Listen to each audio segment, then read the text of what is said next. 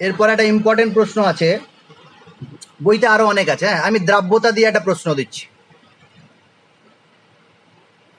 বইতেই পাবে। অর্থোনাইট্রোফেনল ও নাইট্রোফেনল জলে দ্রবীভূত হতে চায় না বা কম দ্রাব্য, জলে কম দ্রাব্য, কিন্তু মেটানাইট্রো এবং প্যারানাইট্রোফেনল জলে বেশি দ্রাব্য। এই প্রশ্নটা বইতে কোথাও না কোথাও আছে, দেখবে দ্রাব্য কেন। অর্থোনাইট্রোফেনল জলে দ্রবীভূত হতে চায় না, মেটা আর প্যারা জলে দ্রবীভূত হয়ে যায় সহজেই। এবার দেখো, আমরা এর আগে দ্রাব্যতা নিয়ে অনেক কিছু পড়েছো তো? কেউ একটু বলে দাও দেখি, দ্রাব্যতা নিয়ে কি কি জিনিস পড়েছি। প্রথম যে স্টেটমেন্টটা ছিল, কে জলে দ্রবীভূত হবে কে হবে না, কে সলভেন্টে দ্রবীভূত হবে কে হবে না, এখানে একটা পয়েন্ট বলেছিলাম, পোলার লাইকস পোলার, আর নন পোলার লাইকস নন পোলার। ডিসলাইক কোথা থেকে এলো? তাহলে তড়িৎযোজী যে যৌগগুলো আছে, সেই তড়িৎযোজী ধ্রুবীয় যৌগগুলো জলে দ্রবীভূত হয়, তড়িৎযোজী বা পোলার সলভেন্টে দ্রবীভূত হয়। আর নন পোলার যে যৌগগুলো আছে, সমযোজী যে যৌগগুলো আছে, সেগুলো অর্গানিক সলভেন্ট বা নন পোলার সলভেন্টে দ্রবীভূত হয়। এটা নিয়ে একটা ব্যাখ্যা হয়েছে। আর দ্রাব্যতা দিয়ে কি বলেছি, কারো মনে আছে?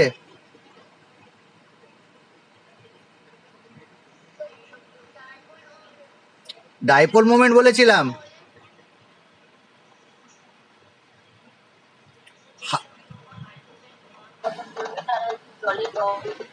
ওই দেখো, সাহিদা বলছো? আচ্ছা, যেটা বলছিলে, একজন বললো হাইড্রোজেন বন্ডিং। হাইড্রোজেন বন্ডিং এর আগে একটা বলেছিলাম, সেটা বলনি। হাইড্রেশন এনার্জি যদি বেশি হয় ল্যাটিস এনার্জির তুলনায়,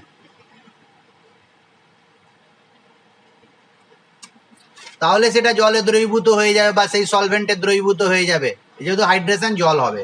তাহলে একটা পোলার লাইক্স পোলার, নন পোলার লাইক্স নন পোলার দিয়ে দ্রাব্যতা বলেছি। হাইড্রেশন এনার্জি যখন গ্রেটার দেন ল্যাটিস এনার্জি হয়, তখন সে জলে দ্রবীভূত হয়ে যায়। 3 নম্বর পয়েন্ট যেটা এখানে আমাদের প্রয়োজন, যেটা একটু আগে চাহিদা বললে, যে যদি কোনো যৌগ জলের সাথে হাইড্রোজেন বন্ধন করে, জলের সঙ্গে হাইড্রোজেন বন্ধন করে, তাহলে সে জলে দ্রবীভূত হয়ে যাবে। তাহলে জলে দ্রাব্য, ভাষাটা নিজে ঠিক করে নেবে, আমি সহজভাবে বললাম। তাহলে কোনো একটা যৌগ এ সে জলের সাথে হাইড্রোজেন বন্ধন করে, তাহলে সে জলে দ্রবীভূত হয়ে যাবে। আর একটা যৌগ বি হাইড্রোজেন বন্ধন করে না জলের সাথে, তাহলে কি সে জলে দ্রবীভূত হবে না হবে না? বুঝতে পেরেছি ব্যাপারটা? তাহলে এই পয়েন্টটা এখানে আলোচনা করব আমরা। যদি কোনো যৌগ জলের সাথে হাইড্রোজেন বন্ধন করে, তাহলে সে জলে দ্রবীভূত হয়ে যাবে, আর যদি সে হাইড্রোজেন বন্ধন করবে না, তাহলে সে জলে দ্রবীভূত হবে না। এখন প্রশ্নটা নিয়ে আলোচনা করি, অর্থোনাইট্রোফেনল। এই যে অর্থোনাইট্রোফেনল, এইখানে হাইড্রোজেন বন্ডিং হয়, সেই হাইড্রোজেন বন্ডিং এর নামটা কি বলেছি আমি?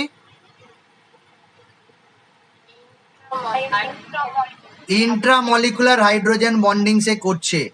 যেহেতু ইন্ট্রামলিকুলার বা অন্ত আণবিক হাইড্রোজেন বন্ডিং সে করে নিচ্ছে, নিজের মধ্যেই করছে, তাহলে সে জলের সাথে আর হাইড্রোজেন বন্ডিং করতে পারছে না। বুঝতে পারলাম ব্যাপারটা?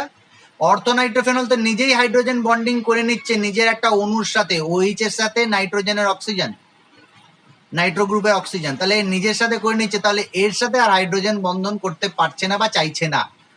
স্টেবিলিটি পেয়ে যাচ্ছে, কিলেট যৌগ তৈরি করছে, কিলেট রিং তৈরি করছে।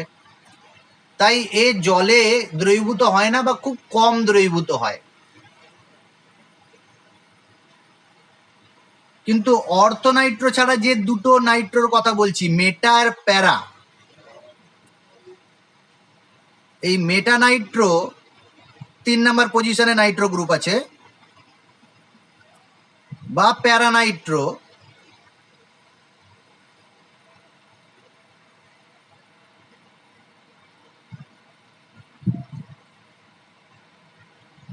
এদের তো নিজেদের ইন্ট্রামলিকুলার করছে না, তাহলে এর ফ্রি আছে, মুক্ত অবস্থায় আছে এরা। এখানে জলের সাথে কিন্তু এই হাইড্রোজেন বন্ডিং করে নিতে পারবে, এটার সাথেও করতে পারে, আবার এই হাইড্রোজেনের সাথে অক্সিজেন করতে পারে, আবার এই হাইড্রোজেনের সাথেও জলের অক্সিজেন করতে পারে। এখানে হাইড্রোজেন বন্ধন করতে সে পারবে। তাহলে মেটাটাও জলে দ্রবীভূত হবে, প্যারাটাও জলে দ্রবীভূত হবে। বুঝতে পারলাম এই পয়েন্টটা?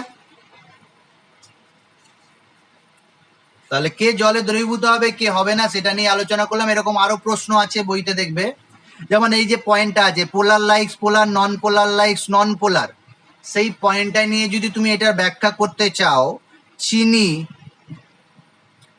বা গ্লুকোজ, চিনি বা গ্লুকোজ তো সমযোজী যৌগ, নন পোলার কম্পাউন্ড বা সমযোজী যৌগ, তাহলে এ তো জলে দ্রবীভূত হওয়ার কথা নয়, জলে অদ্রাব্য হওয়ার কথা। কিন্তু আমরা সবাই জানি যে জলে চিনি আর গ্লুকোজ যে কোনো অনুপাতে দ্রবীভূত হয়ে যাবে অতিপৃক্ত না হলে। তাহলে প্রশ্ন যদি দেয় চিনি আর গ্লুকোজ জলে সম্পূর্ণরূপে দ্রবীভূত হয়ে যায় কেন, যদিও চিনি আর গ্লুকোজ সমযোজী যৌগ? তাহলে এর ব্যাখ্যা কি হবে? চিনি আর গ্লুকোজে অনেকগুলো ওএইচ গ্রুপ থাকে, এগুলো হচ্ছে পলিহাইড্রক্সি গ্রুপ, পলিহাইড্রক্সি যৌগ। পলিহাইড্রক্সি যৌগ কাদের বলে? যাদের একাধিক ওএইচ গ্রুপ থাকে। গ্লুকোজের ক্ষেত্রে 5টা ওএইচ গ্রুপ থাকে, চিনির ক্ষেত্রেও আরো বেশি ওএইচ গ্রুপ থাকে। এরা জলের সাথে হাইড্রোজেন বন্ধন করে নেয় বলে এরা জলে দ্রবীভূত হয়ে যায়। এই প্রশ্নটার অ্যান্সার দেওয়া আছে, দেখে নেবে। চিনি এবং গ্লুকোজ জলে খুব বেশি দ্রবীভূত হয়ে যায় কেন, যদিও চিনি আর গ্লুকোজ একটা অর্গানিক যৌগ, সমযোজী যৌগ, তাও দ্রবীভূত হয়ে যায়। এরকম আরো প্রশ্ন পাবে বইতে অনেক দ্রাব্যতা দিয়ে। আমরা অন্য একটা প্রশ্নতে যাচ্ছি, অন্য টাইপের একটা প্রশ্ন, যেমন এইটা খুব ইম্পর্টেন্ট, পরীক্ষায় ধরে নাও দেবে এটা। যদি তোমাদের এমসিকিউ প্রশ্ন হয় তাহলে তো দেয় না, তবে দিতে পারে, শর্ট প্রশ্নও দিতে পারে, তবে বড় প্রশ্ন ফাইনালে ভেনাও দেবে। ইম্পর্টেন্ট লিখে দিয়েছি আগে, বইতে কোথাও পাবে KHF2 এই যৌগের বা এই লবণ, এটা যৌগ বা লবণ বলতে পারো, ব্র্যাকেটে লবণ লিখে দিলাম, যৌগের অস্তিত্ব আছে, এক্সিস্টেন্স আছে।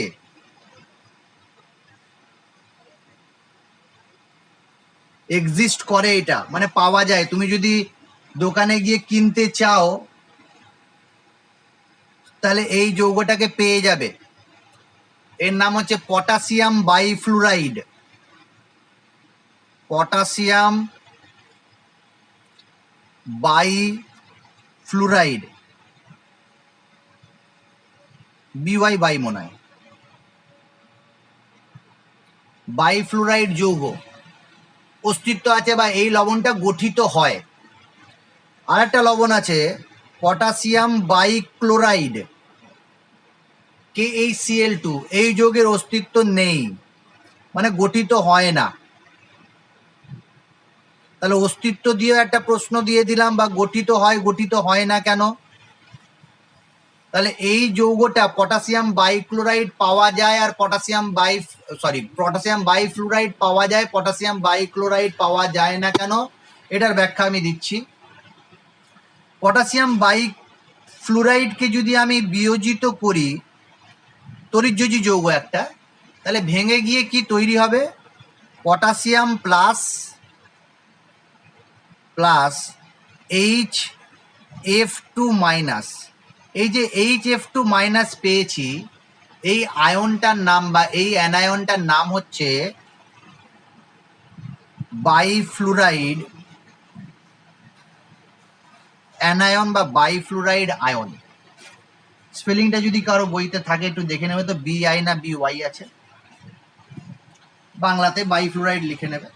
এই বাইফ্লুরাইড আয়ন, তাহলে পটাশিয়াম বাইফ্লুরাইড যৌগটা বা লবণটা তৈরি হয় পটাশিয়াম প্লাস আর পটাশিয়াম বাইফ্লুরাইড আয়ন দিয়ে। আরো যদি ডিটেলসে যাই তাহলে এরকম ভাবে তৈরি হয় সেটা KF পটাশিয়াম ফ্লুরাইড এবং HF এর সাথে বিক্রিয়া করে তৈরি হয়। KF আর HF এর সাথে বিক্রিয়া করে K প্লাস F মাইনাস আর HF সমযোজী বন্ধন আছে।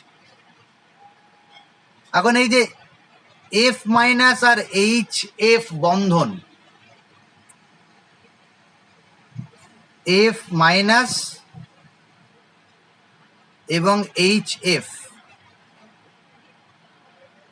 HF এ কি আছে? ডেল্টা প্লাস আছে হাইড্রোজেনের মাথায়, আর ফ্লুরিনের মাথায় ডেল্টা মাইনাস আছে, আর এইখানে ফ্লুরিনের মাথায় মাইনাস আছে। তোমরা সবাই জানো যে ফ্লুরিনের ইলেকট্রোনেগেটিভিটি অনেক বেশি, আকারে ছোট, হাইড্রোজেন বন্ধন সবচেয়ে শক্তিশালী করে সে।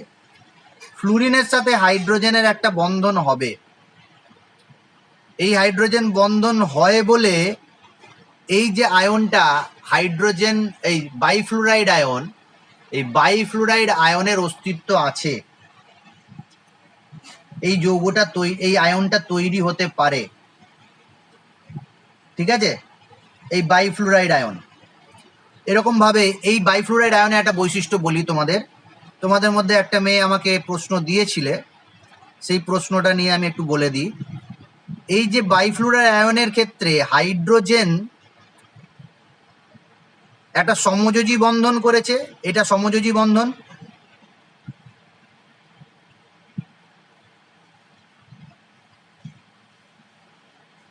আর এইখানে এটা হাইড্রোজেন বন্ধন করেছে। যতগুলো হাইড্রোজেন বন্ধন পাওয়া যায় পৃথিবীতে এখন পর্যন্ত, সবচেয়ে শক্তিশালী হাইড্রোজেন বন্ধন এখানেই গঠিত হয়। এমনও দেখা গেছে যে এই হাইড্রোজেনের দূরত্ব দুটো ফ্লুরিনের থেকে সমান দূরত্বে আছে এরা। এই বন্ধনটাকে স্যান্ডউইচ বন্ধনও বলা হয়, স্যান্ডউইচ হাইড্রোজেন বন্ড। স্যান্ডউইচ মানে জানি দুটো পাউরুটির মাঝে কি থাকে? চিজ, শসা এইসব থাকে, খিদে পেয়ে যাবে বললে দরকার নেই।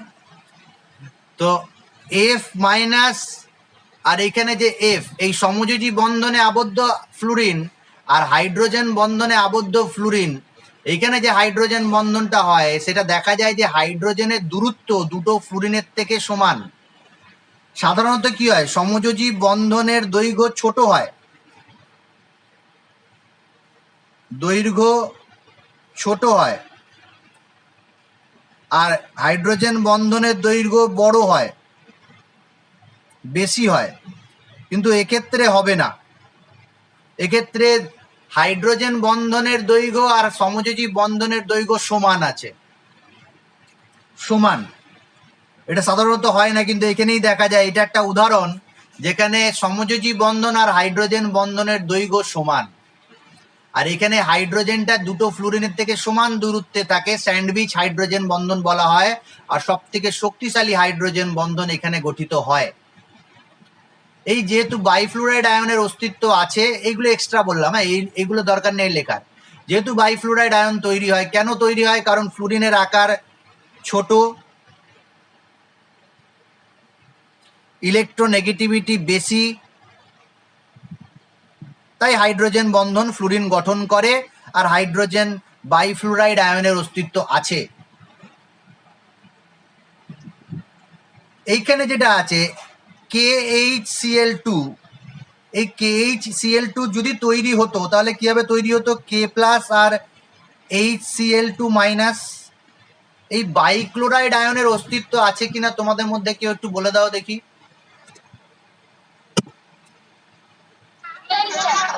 অস্তিত্ব নেই। যারা বললে অস্তিত্ব নেই, কেন নেই?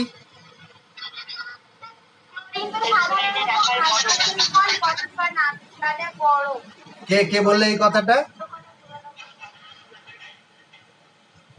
এই যে কথাটা বললে, ক্লোরিন সাধারণত হাইড্রোজেন বন্ধন গঠন করে না, কে? আমি দেখো এই কথাটা আমার খুব ভালো লাগলো বলে আমি জিজ্ঞাসা করলাম, এই সাধারণত কথাটা বলেছো বলে ভালো লেগেছে। হ্যাঁ, সাধারণত ক্লোরিন সাধারণত হাইড্রোজেন বন্ধন করে না, এই সাধারণ কথাটা বলতে হবে তোমাকে। তো সাধারণত হাইড্রোজেন বন্ধন করে না ক্লোরিন, কারণ আকারে বড়, এই কথাটা তুমি বলেছো আমি শুনলাম। আকারে বড় থাকার জন্য হাইড্রোজেন বন্ধন করে না। বাইক্লোরাইড আয়নের অস্তিত্ব নেই, তাই পটাশিয়াম বাইক্লোরাইড লবণেরও অস্তিত্ব নেই। এই প্রশ্নটা পরীক্ষা খুব ইম্পর্টেন্ট প্রশ্ন। এখানে আরেকটা এক্সট্রা কথা বলে দিয়েছি, স্যান্ডউইচ হাইড্রোজেন বন্ধনের কথা, শক্তিশালী হাইড্রোজেন বন্ধনের কথা, সমযোজী বন্ধন আর হাইড্রোজেন বন্ধনের দৈর্ঘ্য সমান থাকে এরকম একটা যৌগের আয়নের কথা বলে দিয়েছি। এটা আরেকটা এক্সট্রা প্রশ্ন দিতে পারে যে পটাশিয়াম বাইফ্লুরাইডের অস্তিত্ব আছে, কিন্তু পটাশিয়াম বাইহ্যালাইড মানে কি, এক্স দিয়েছি, এক্স, সেই এক্স এর জায়গায় কি কি হতে পারে, ক্লোরিন হতে পারে, ব্রোমিন হতে পারে, আয়োডিন হতে পারে, এদের কারোর অস্তিত্ব নেই। যদি পরীক্ষা প্রশ্ন দেয় KHF2 অস্তিত্ব আছে আর KHX2 অস্তিত্ব নেই, তাহলে বাইক্লোরাইড আয়নের অস্তিত্ব নেই, ব্রোমাইড আয়নের অস্তিত্ব নেই, আয়োডাইড আয়নের অস্তিত্ব নেই, এটা বলে দিলে ব্যাখ্যা হয়ে যাবে। এটা কিন্তু ইম্পর্টেন্ট প্রশ্ন ছিল। নেক্সট প্রশ্নতে যাব আমরা, সেটাও ইম্পর্টেন্ট প্রশ্ন। তারপর আরো দু একটা প্রশ্নতে যাব। বরফ আর জল, এটা নিয়ে একটা প্রশ্ন আছে বইতে, দেখবে। সাধারণত কি হয়, তরল পদার্থ আর কঠিন পদার্থ, তরল আর কঠিন, কার আয়তন বেশি বলে দাও দেখি একজন। তরলের আয়তন বেশি আর কঠিনের আয়তন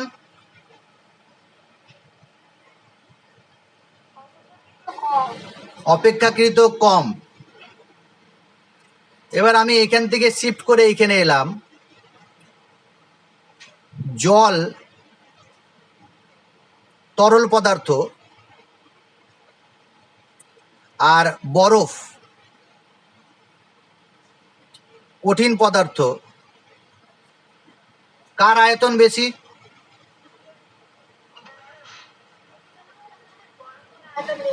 বরফের আয়তন বেশি হয়ে গেল আর জলের আয়তন কম হয়ে গেল, এই ব্যতিক্রমটা দেখা যাচ্ছে। তাহলে প্রশ্নটা এখানেই যে জলের আয়তন কম আর সমপরিমাণ বরফের আয়তন বেশি হয় কেন, এটা ফিজিক্সের কোশ্চেন, যদিও কেমিস্ট্রিতে এখানে একটা প্রশ্ন দিয়েছে, কেমিস্ট্রি দিয়ে ব্যাখ্যা দেবো এটা। এবার দেখো, আয়তন যার বেশি হয় সে জায়গা বেশি নেয় না কম নেয়? জায়গা বেশি নেয় বা বেশি স্থান দখল করে, বা সেখানে ফাঁকা স্থান বেশি থাকে। যেমন আমি যদি বলি 1 কেজি তুলো আর 1 কেজি লোহা, কার আয়তন বেশি? তুলোর আয়তন বেশি। তুলোর আয়তন কেন বেশি যদি জিজ্ঞাসা করি, তাহলে বলবে যে স্যার তুলোর মধ্যে অনেক বায়ু প্রবেশ করে থাকে, বায়ু বা ফাঁকা জায়গা প্রচুর আছে তুলোতে, তাই বেশি স্থান দখল করে, আয়তন বেশি। এবার আমি একটা ব্যাখ্যা দিচ্ছি, এখানে ভালো করে শুনে নাও ব্যাখ্যাটা। তুমি এক কাজ করলে, তুমি বরফ নিলে, বরফের একটা কিউব নিলে, সেই বরফের কিউবটাকে নিয়ে এক্স রে মেশিনে বা যেখানে এক্স রে করা হয় সেখানে নিয়ে চলে গেলে, আজকেই নিয়ে চলে যাবে বরফটাকে, এক্স রেতে নিয়ে চলে যাবে, এক্স রে করাবে বরফের। যেমন মানুষের এক্স রে করালে কি হয়, তুমি যদি নিজের এক্স রে করো তাহলে কি হবে, স্যার কিছুই দেখা যাবে না, কিছুই দেখা যাবে না, ভেতরে কিচ্ছু নেই। আচ্ছা, হাড় দেখা যাবে, স্কেলিটনটা দেখা যাবে, স্কেলিটন, কঙ্কালটা তোমার দেখা যাবে, অর্থাৎ স্ট্রাকচার দেখা যাবে, তোমার বডির স্ট্রাকচার। বরফের যদি এক্স রে করি তাহলে বরফে যে বন্ধনগুলো আছে H2O অণুর, সেই H2O অণুর স্কেলিটনটা দেখা যাবে, বন্ধন স্ট্রাকচারটা দেখা যাবে। তবে আমাদের যে মেশিন, সেই মেশিনে হবে না। এটা শক্তিশালী এক্স রে বিচ্ছুরণ পরীক্ষা আছে, সেই এক্স রে বিচ্ছুরণ এর মাধ্যমে করা যাবে। এক্স রে ডিফ্র্যাকশন করলে সেই পরীক্ষার সাহায্যে জানা যাবে যে বরফের যে বন্ধনগুলো আছে সেটা কিরকম ভাবে আছে। এক্স রে ডিফ্র্যাকশন দিয়ে দেখা যায় যে একটা H2O অণু, এটা বইতে আছে, এই ছবিটা দেখবে, পরীক্ষায় এইটা দিলে অ্যান্সারটা লিখলে এইটা তোমাকে কিন্তু স্ট্রাকচারটা ড্র করতে হবে। এই যে H2O জলের একটা অণু, যেটা বরফের ক্ষেত্রে কি হবে, এই অণুর চারিদিকে 4টে H2O অণু টেট্রাহেড্রালি সারাউন্ডেড থাকবে। আমি দেখাচ্ছি ছবিটা, বইতেও দেখতে পারো। টেট্রাহেড্রাল গঠনাকৃতি আমি আঁকছি। এইখানে একটা জলের অণু, তাহলে এইটা মেন অণু, তার সাথে একটা জলের অণু। এইখানে আর একটা জলের অণু আমি এঁকে দিচ্ছি।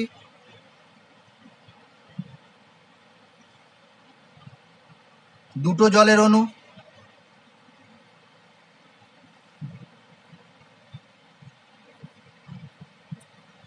তিনটে জলের অণু।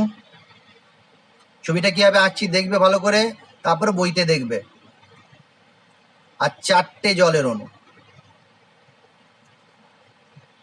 তাহলে বরফের যখনই তুমি এক্স রে ডিফ্র্যাকশন করবে, তাহলে এরকম একটা জলের অণু টেট্রাহেড্রালি, টেট্রাহেড্রালি কেমন হচ্ছে দেখে নাও।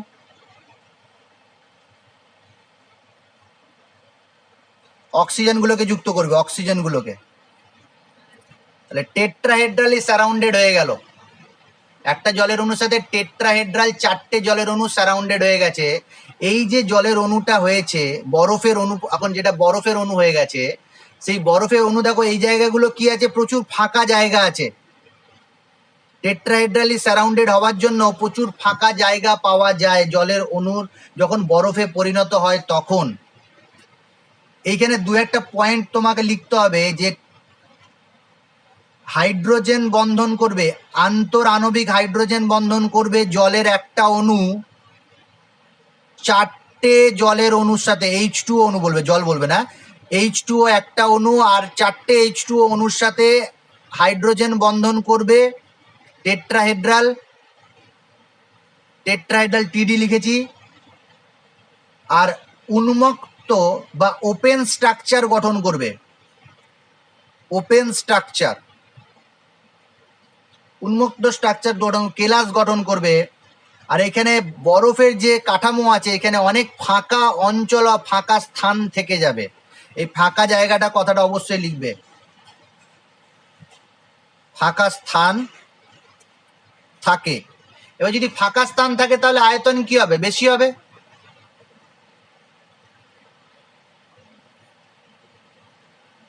এখন এই বরফটা যখন একে ভেঙে দিয়ে বা একে গলিয়ে, এর টেম্পারেচার দিলে তো গলতে শুরু করবে।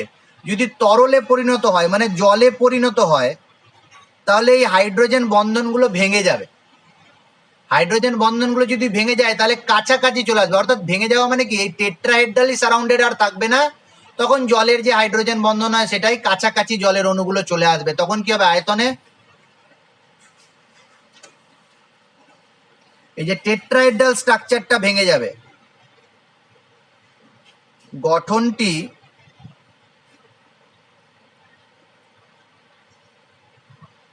ভেঙে যায়, হাইড্রোজেন বন্ধনের সংখ্যা কমে যায়।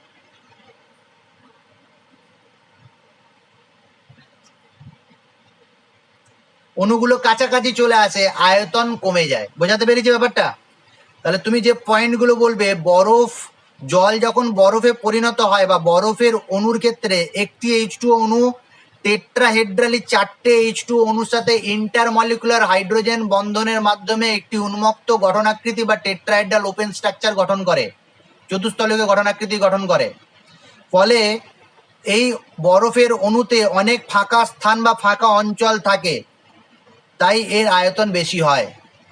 যখন বরফটি তরলে পরিণত মানে জলে পরিণত হয়, তখন এই হাইড্রোজেন বন্ধনগুলো ভেঙে যায়, ওপেন স্ট্রাকচারটা বা ওপেন কাঠামোটা নষ্ট হয়ে যায়, অণুগুলো কাছাকাছি চলে আসে, আয়তনটা কমে যায়। এটা ইম্পর্টেন্ট একটা প্রশ্ন। এরকম আরও একটা আছে, 4°C তাপমাত্রায় জলের ঘনত্ব সর্বোচ্চ হয় কেন, এটা একটু বই থেকে পড়ে নেবে। হাইড্রোজেন বন্ধনের মাধ্যমে ব্যাখ্যাটা দেওয়া আছে, ফিজিক্সেও আছে, ফিজিক্সেরটাও দিতে পারো। কেমিস্ট্রি প্রশ্ন কেমিস্ট্রি অ্যান্সার দিলেই ভালো হয়। লাস্ট একটা প্রশ্ন আছে, এছাড়া আরো আছে, আমি আরেকটা প্রশ্ন বলবো যেটা তোমাদের বইতে লাস্টে আছে। ব্লু ভিট্রিয়ল, ব্লু ভিট্রিয়লের সংকেত বলো কেউ একজন।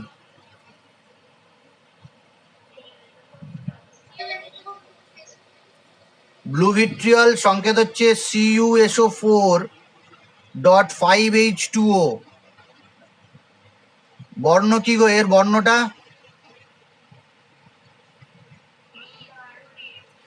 গাঢ় নীল যে বলছে সে বই দেখছে, আর যে নীল বলছে সে কিন্তু বই দেখেনি। ঠিক বলেছি তো?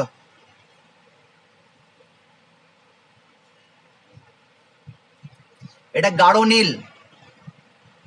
আচ্ছা, নীল কালারে পেন দিয়ে লিখবো।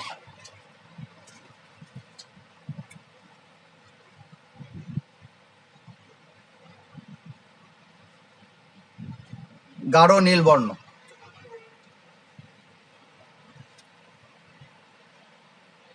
আর কপার সালফেটের সংকেত কি?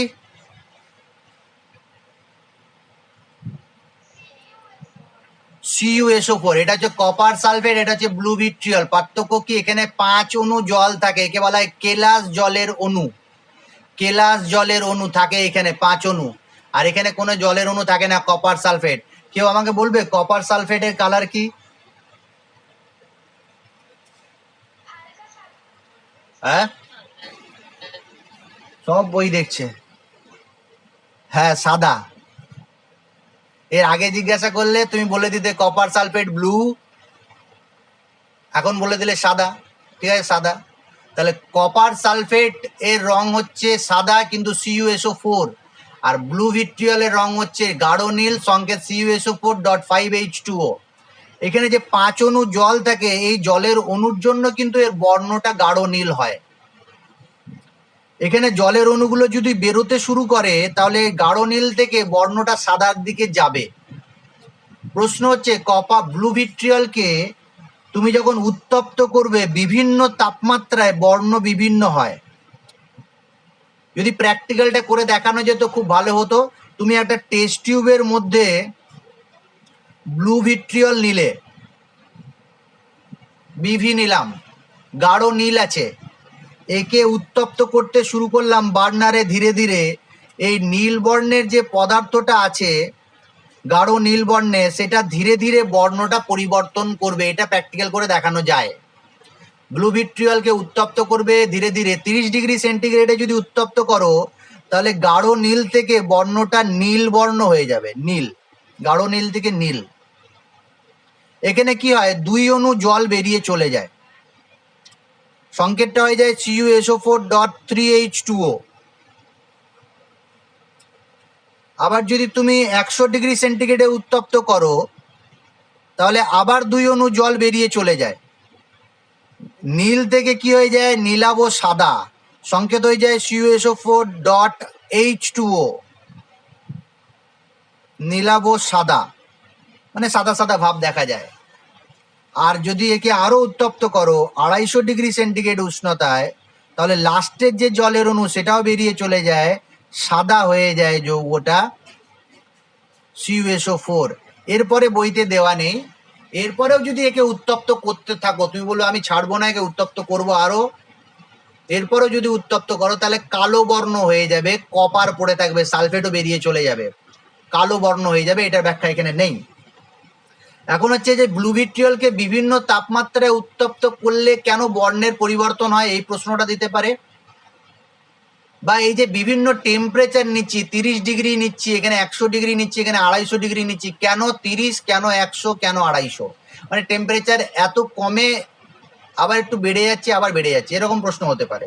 এটার ব্যাখ্যা দিতে গেলে এই যে জলের অণুগুলো বেরোচ্ছে, তুমি নিজের বুদ্ধি থেকে বলো, বই দেখার দরকার নেই। এই যে প্রথমে 30°তে জলের 2টো অণু বেরিয়ে গেল, তার মানে কপার সালফেটের সাথে এই 5টা যে জলের অণু, তারা কি সমান আকর্ষণ বলে যুক্ত আছে? সমান আকর্ষণ বলে যদি যুক্ত থাকতো তাহলে একই টেম্পারেচারে সবাই বেরিয়ে চলে যেত। যেহেতু বিভিন্ন টেম্পারেচারে বিভিন্ন জলের অণু বেরোচ্ছে, তাহলে একটু বুদ্ধি করে বলো, এই যে প্রথম যে জলের অণু দুটো বেরিয়েছে এরা সবচেয়ে শক্তিশালী ভাবে যুক্ত ছিল না সবচেয়ে দুর্বল ভাবে যুক্ত ছিল? সবচেয়ে দুর্বল ভাবে যুক্ত ছিল এটা। আর সবচেয়ে শক্তিশালী কোন জলের অণুটা যুক্ত হয়ে আছে? যেটা লাস্টে বেরোচ্ছে সেটা সবচেয়ে শক্তিশালী ভাবে যুক্ত হয়ে আছে। এবার বইতে দেখো কিভাবে গঠন আকৃতিটা আছে, আমি আঁকতে পারতাম আঁকিনি।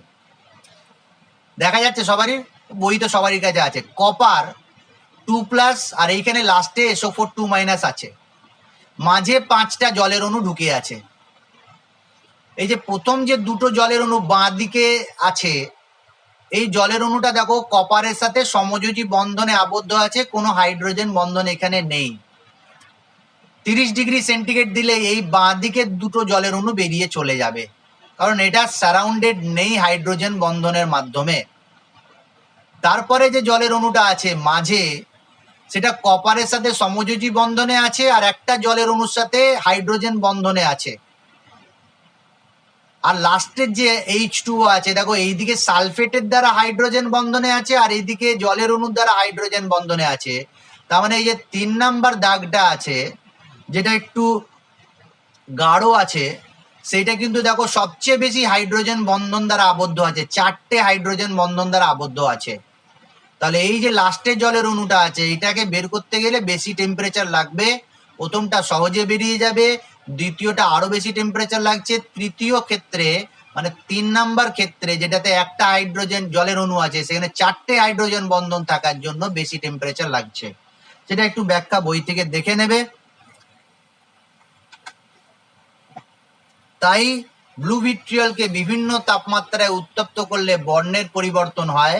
আর এই যে জলের অণু বর্ণের জন্য দায়ী সেটা ব্যাখ্যা করতে গেলে আমাকে ক্লাস 12-এ যেতে হবে। সেই ক্লাস 12-এ যখন তোমরা যাবে তখন আমি ব্যাখ্যা করব। ঠিক আছে, তাহলে এই কটা প্রশ্ন আছে, আরো প্রশ্ন আছে, সেটা যদি বলতে বলো সেগুলোও বলে দেবো।